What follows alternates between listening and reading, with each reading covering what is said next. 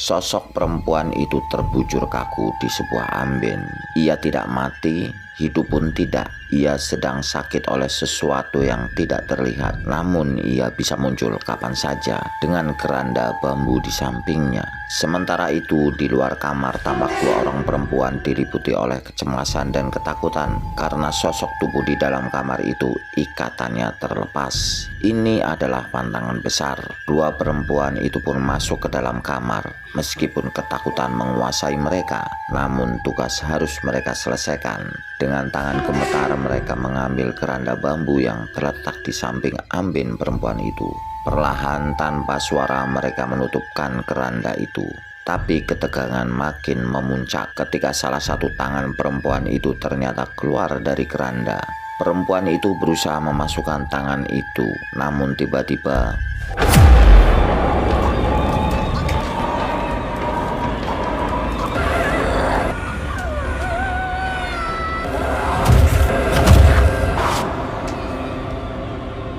perempuan itu berdiri di atas amben dengan mimik menyeramkan. Perlahan-lahan ia menengok ke arah perempuan satunya yang tampak menggigil ketakutan di sudut ruangan. Dan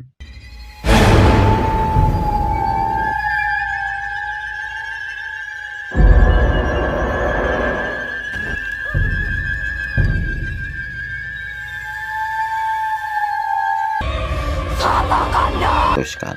Dan akhirnya sampailah mereka ke sebuah rumah. Bukan rumah mewah dan megah seperti bayangan Sri. Rumah itu terbuat dari geribik dan atapnya terbuat dari rumbia. Ini terlihat seperti gubuk di tengah hutan daripada sebuah rumah. Kesan redup yang menyungkupi rumah itu membuat suasana seram. Sri mengikuti dua orang temannya masuk ke dalam rumah itu. Kesan seram dan mistis langsung terasa oleh Sri ketika masuk ke dalam rumah itu. Di beberapa sudut ada lampu pelita. Sepertinya rumah ini tidak dialiri listrik. Tak lama kemudian seorang pria tua, ia menjelaskan apa yang harus dilakukan oleh Sri dan dua orang temannya. Tugas mereka termasuk ringan karena hanya membasuh tubuh seorang perempuan yang ada di dalam ruangan itu di kala senja. Namun yang membuat seram adalah perempuan itu kena santet yang bernama Sewu Dino. Selama 1000 hari santet itu akan menguasainya, dan di dalam tubuh perempuan itu telah bersemayam makhluk 1000 jahat bernama Sengar Turih. Sengar Turih akan mengganas dan membunuh siapa saja kalau tubuh Dela, nama perempuan itu, tidak diikat. Dan dengan dibasuhnya tubuh Dela akan membuat Sengar Turih sedikit tenang, tidak berontak. Suasana makin mencekam ketika mereka masuk ke dalam kamar. Tampak di tengah ruangan itu ada sebuah amben dan seorang perempuan yang bernama Dela yang terbaring di atasnya. Inilah Dela, perempuan dengan santet Sewu Dino. Maka dimulailah ritual membasuh tubuh Dela. Sebelum ritual dimulai, Dini memastikan tangan dan kaki Dela dalam keadaan terikat. Selanjutnya Dini pun mengikuti apa yang dikatakan Mbah Atmojo melalui kaset tape itu. Dimulai dari mencelupkan bunga-bunga sesuai urutan sampai membasuh tubuh Dela. Pelan-pelan mulai dari kaki sampai ke kepala. Selama ritual ini suasana benar-benar mencekam. Ditambah lagi suara Mbah Atmojo mulai membacakan mantra untuk membasuh Dela. Aku ngerti Tuhan. Sing ana njero awak iki ojo tangi, ojo ngamuk. Banyu iki dadi penenang, dudu kanggo nyawamu nanging kanggo nahan murkamu. Aku mung nglakoni, dudu sing duweni. Sing ana ing njero awak iki tetep meneng. Dan tiba-tiba ketika Dini membasuh wajah Dela,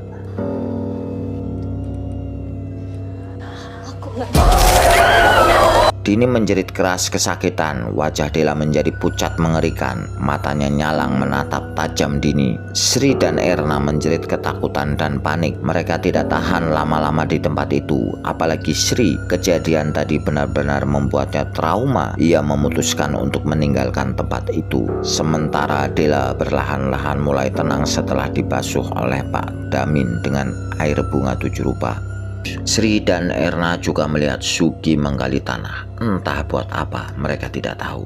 Tak berapa lama kemudian Pak Damin dan Sugi meninggalkan tempat itu. Erna penasaran, ia lalu mengajak Sri untuk membuka terpal. Mereka ingin tahu apa yang dikerjakan Sugi. Dini sempat melarang, namun Sri dan Erna tetap membuka terpal itu. Dan ternyata di balik terpal itu ada sebuah liang besar.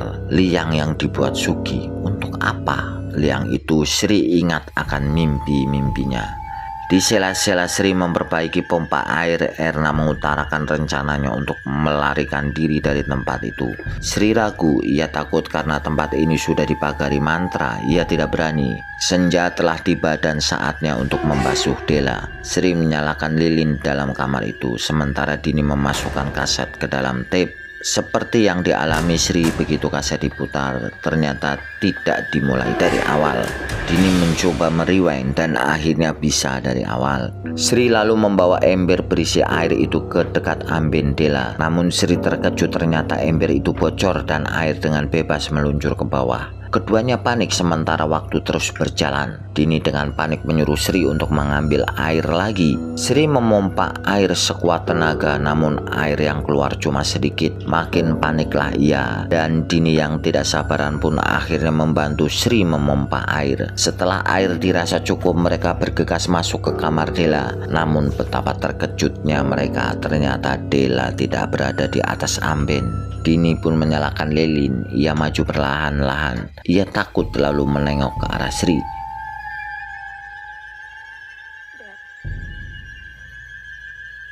Dini semakin ketakutan, namun ia tetap memberanikan diri mendekati Dela. Sri perlahan merapatkan tubuhnya ke Dini. Dini dan Sri kembali histeris dan ketakutan. Tiba-tiba muncul Erna. Ia melihat Dela tidak ada di atas amben. Tiba-tiba ada sesuatu yang menarik Erna. Ternyata Dela.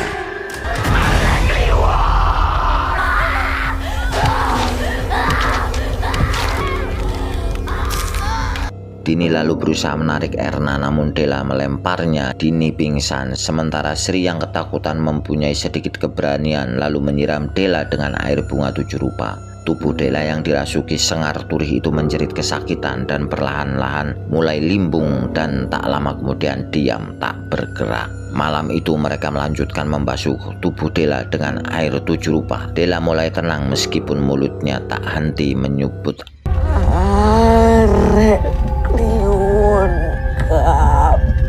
Malam ke-1000, Dini marah-marah ke Sri yang tidak teliti dan tidak fokus.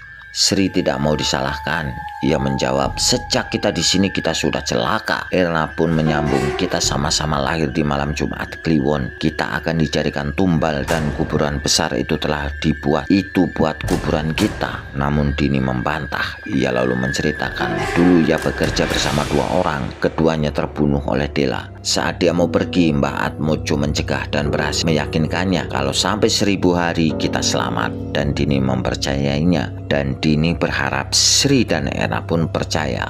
Keesokan harinya tiba-tiba gembok pintu kamar Dela terlepas. Semuanya kaget dan panik. Mereka lalu memeriksa kamar Dela dan seperti yang mereka duga, Dela telah kabur dengan menjebol dinding kamar.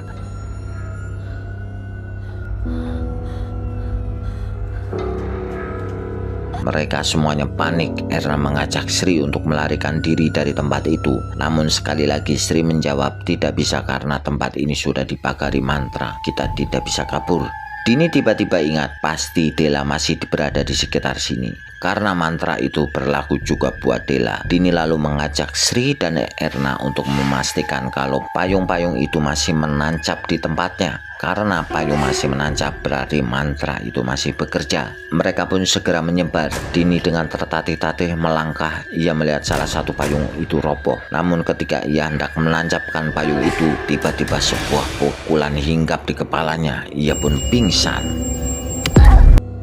Sementara Erna melihat bahwa payung itu masih menancap di tempatnya. Sri pun melihat hal yang sama. Namun ketika ia mau turun, ia pun terpeleset dan jatuh. Ia memaksakan diri untuk bangkit. Tiba-tiba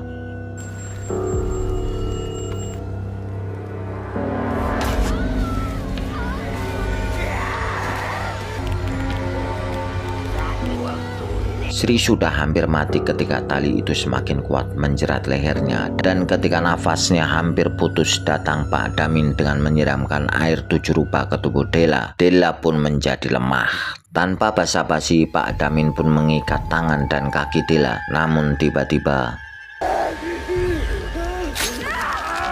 Sri kaget dengan apa yang dilakukan oleh Erna. Tak sampai di situ saja, Erna lalu melepas ikatan tangan Dela. Sri pun tampak terkejut dan panik. Ia berusaha mencegah Erna, namun Erna menyerang balik. Erna mengatakan bahwa ini adalah tugasnya yang sebenarnya. Ia disuruh Karto untuk melepaskan Dela. Ia lalu menceritakan semua bahwa ia adalah penyusup yang disuruh oleh Karto. Dia pula yang melepas gembok kamar dan ikatan Dela sehingga Dela bisa kabur. Dia pula yang membuat ember bocor, termasuk dia juga yang membuat kaset itu mulai dari tengah. Tugasnya menggagalkan ritual membasuh Dela. Setelah itu tiba-tiba Erna menyerang Sri. Terjadilah pergumulan mati-matian dua perempuan itu.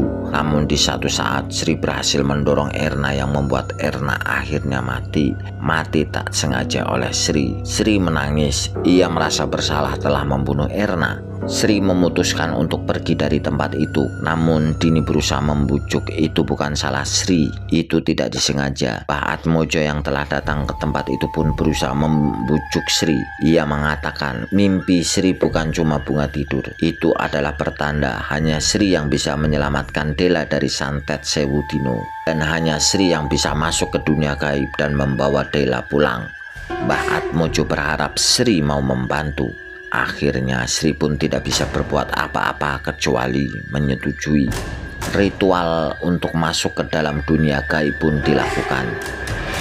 Sebagai bekal di alam gaib, Mbah Atmojo menyerahkan sebuah belati. Hanya belati ini yang bisa melenyapkan sengar turih. Sri dan Dela diletakkan dalam liang besar yang sudah dibuat oleh Sugi. Mereka terbaring sejajar, dan Sri pun siap melanglang dunia gaib untuk menyelamatkan Sukma Dela yang terkurung di alam gaib. Sri terbangun sudah berada di liang besar seperti di dalam mimpinya. Ia berjalan menembus kerapatan pohon tebu. Akhirnya ia menemukan rumah itu. Ia segera bergegas, sementara di dalam rumah itu terdengar Dela memanggil. Setelah berkali-kali berusaha mendobrak, akhirnya pintu rumah itu berhasil dijebol.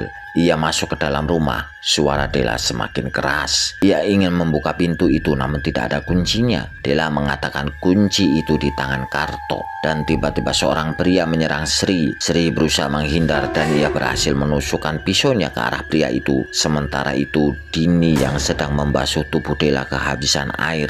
Pak Damin segera membantunya. Namun Dela kembali mengganas dan menyergap Dini.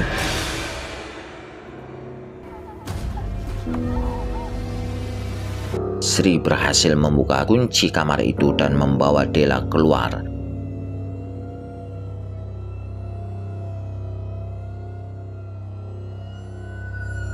Namun pria itu kembali menyerangnya. Sri tidak berdaya karena tertusuk oleh pria itu. Beruntunglah Dela membantunya dengan membanting lampu ke lantai. Sedetik kemudian rumah itu dilalap api. Dela Sri berusaha kabur. Sementara Dela di alam nyata mulai mendekati Pak Damin. Pak Damin dibuatnya tak berdaya. Mbah Atmojo pun tidak berdaya. Pada siapa kamu mengabdi? Beruntunglah Sugi langsung menyergap Dela. Sementara Dela dan Sri terus berlari menuju liang besar itu. Ketika sudah sampai di liang besar itu, sosok Sengar Turih menyerangnya dan berusaha membunuhnya. Namun dengan pisau belati ia berhasil mengusir Sengar Turih.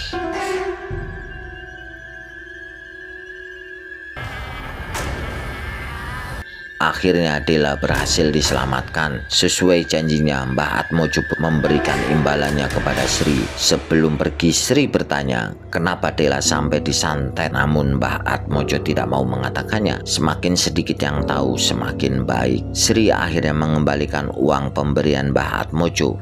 Akhirnya Sri diantar pulang oleh Sugi. Dalam perjalanan Sugi membenarkan Sri yang tidak mau menerima imbalan. Kalau Sri menerima imbalan itu, ia akan terikat selamanya dengan Mbah Atmojo. Sugi pun menceritakan sebab-sebab Dela kena santet. Berawal dari Mbah Atmojo menyantet seluruh keluarga Kuncoro. Kuncoro pun mendendam dengan menyantet Dela.